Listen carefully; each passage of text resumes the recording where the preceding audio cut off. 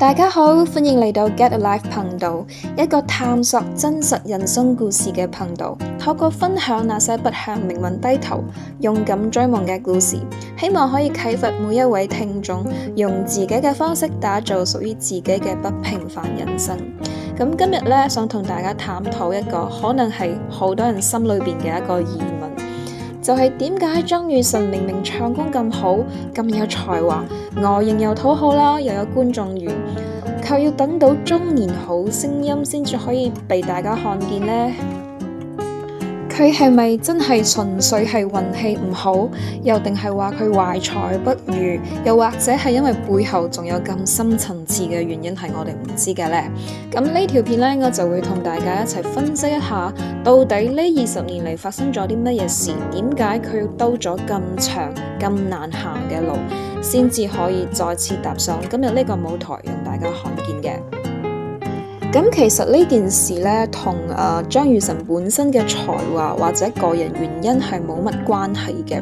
只不過係因為馬來西亞呢個市場實在係太細啦。咁馬來西亞其實係一個多元種族嘅一個社會啦，馬來人佔咗大部分，咁當地嘅華人只不過有20幾%左右啦。咁其他嘅種族就包括有印度人同埋當地嘅一啲原住民嘅。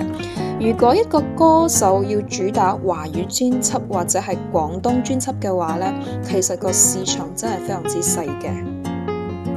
咁有去過馬來西亞旅遊嘅人都知道啦，當地嘅華人平時講嘢都摻雜咗好多唔同嘅語言，一句說話裏邊可以摻雜咗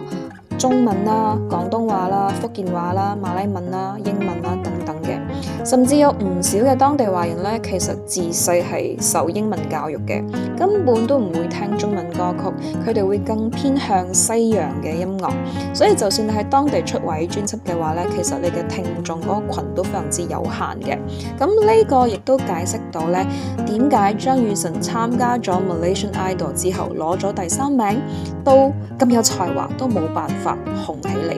咁其實喺馬來西亞呢，你要做一個歌手或者演員，想喺呢個娛樂圈出頭，本身就係一件非常之困難嘅事。無論你係話你要做演員啦，或者做音樂嚟講，馬來西亞嘅娛樂圈一直都唔算係發達嘅。所以如果你想成為一名出名嘅歌手嘅話呢，咁你就一定要衝出馬來西亞啦，打入海外嘅市場，你先至會有機會嘅。咁你都可以睇到好多馬來西亞嘅一啲前輩歌手啦，譬如話光良品冠啦、梁靜茹啦、戴佩妮啦，甚至依家喺香港發展得非常之好嘅 Gin Lee， 佢哋都係全部要去到台灣或者香港發展先至會有機會俾人哋睇到嘅。咁唔止張雨晨啊，馬來西亞其實仲有好多好有才華、好有實力嘅歌手，譬如話曾經拎過金曲獎最佳新人嘅林宇中啦，佢哋都係好有實力㗎，但係都係喺呢一個娛樂圈裏邊浮浮沉沉。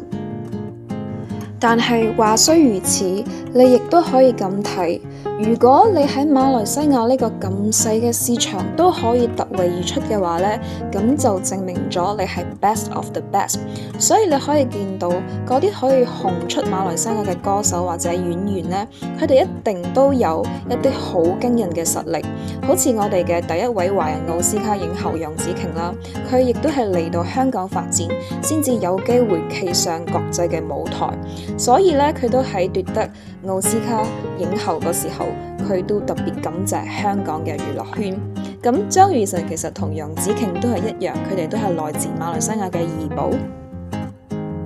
咁每件事都可以有兩面睇嘅，你可以話馬來西亞嘅市場太細，局限咗佢哋嘅發展。咁亦都因為市場細，迫使有才華嘅人需要比其他人更努力、更全面。當機會嚟嘅時候呢，佢哋嘅光芒就冇人可以掩蓋啦。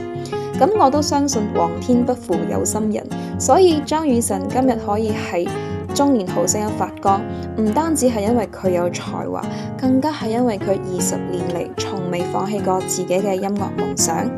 咁好啦，如果你都中意呢條片嘅話呢，記得 like and subscribe 支持呢個頻道啦。咁未來我會繼續分享更多有價值嘅故事俾大家。